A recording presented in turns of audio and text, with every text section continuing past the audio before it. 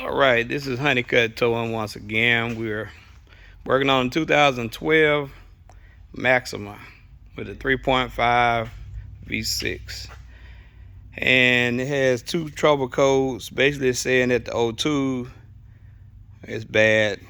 One of them is a PO 137, and that is a O2 circuit low voltage bank 1 sensor 2. And it also had a PO 139. It's an O2 circuit slow response bank 1 sensor 2.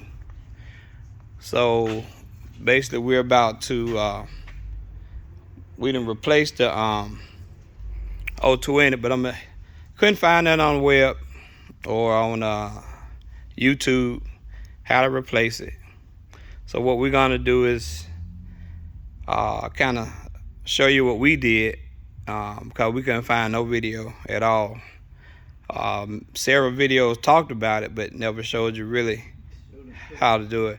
So what we're gonna do is come over here and take on the right passenger side. Well, first of all, bank 2 would be the one by the radiator where cylinder number 2 is located. So that'll be bank 2 on the front side near the radiator.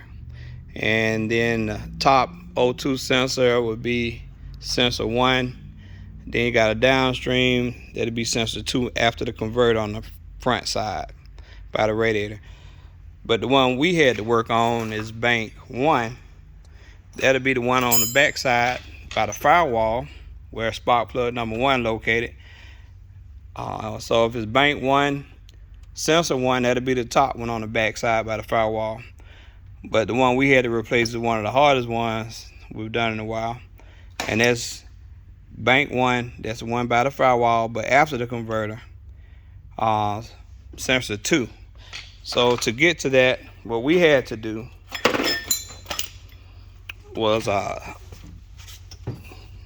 we took the bottom ball joint loose to get the axle out.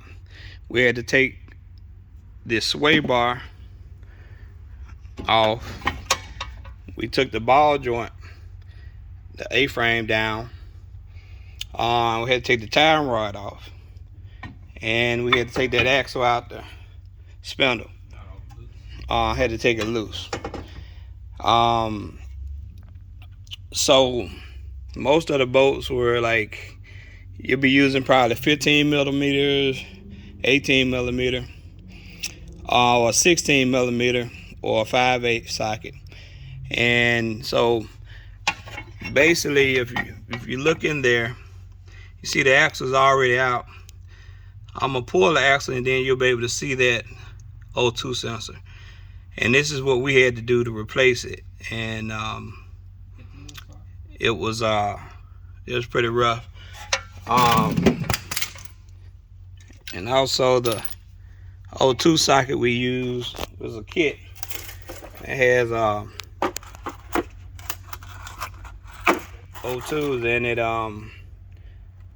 You possibly can order it offline, Amazon, eBay, possibly AutoZone. But this is the O2 socket set, and you can see the number there, the part number on it.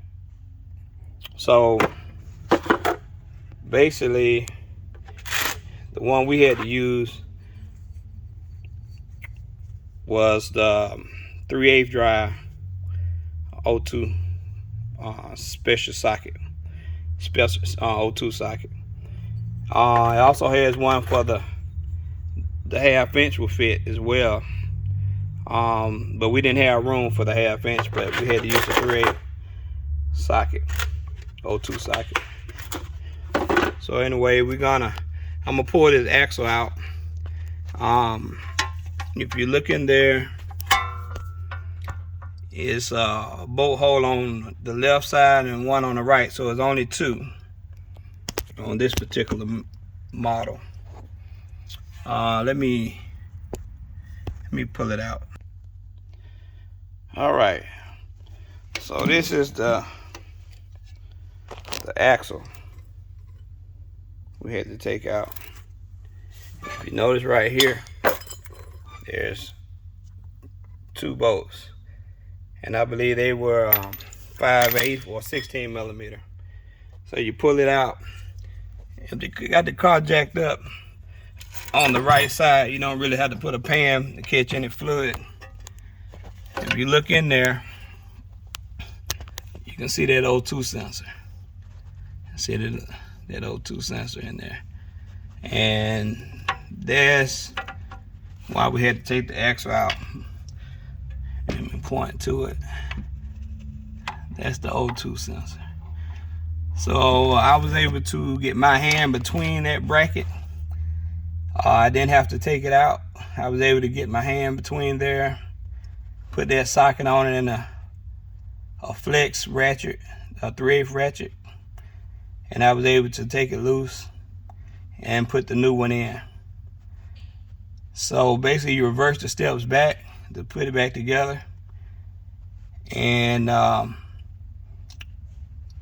that's just the idea how we had to take it off, and hopefully it help you.